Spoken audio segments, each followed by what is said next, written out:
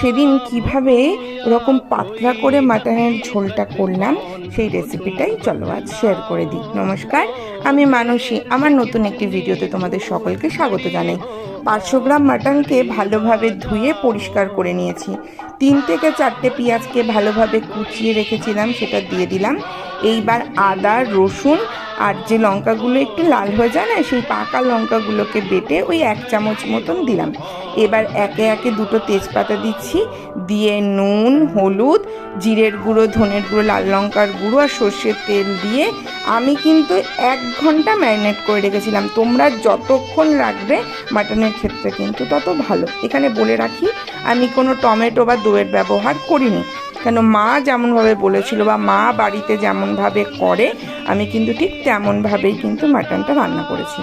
এইবার আলুগুলো ভালোভাবে ভেজে নিলাম, আর একটু লাল করে আলুটা কিন্তু ভেজেছি। এইবার কড়াইতে ওই সর্ষের তেলের মধ্যে গোটা গরম মশলা ফোড়ন দিয়ে মাটনগুলো দিয়ে ভালোভাবে নেড়ে চেড়ে, আমি যেহেতু ইন্ডাকশানে করেছিলাম, আমার কিন্তু এই মাটনটা ভালোভাবে কষতে সময় লেগেছিল 1 ঘন্টা 10-15 মিনিট। তো তোমরাও যদি গ্যাসে করো এই রকমভাবে কিন্তু কষিয়ে, মানে প্রথমে কিন্তু ভালোভাবে কষিয়ে নিও।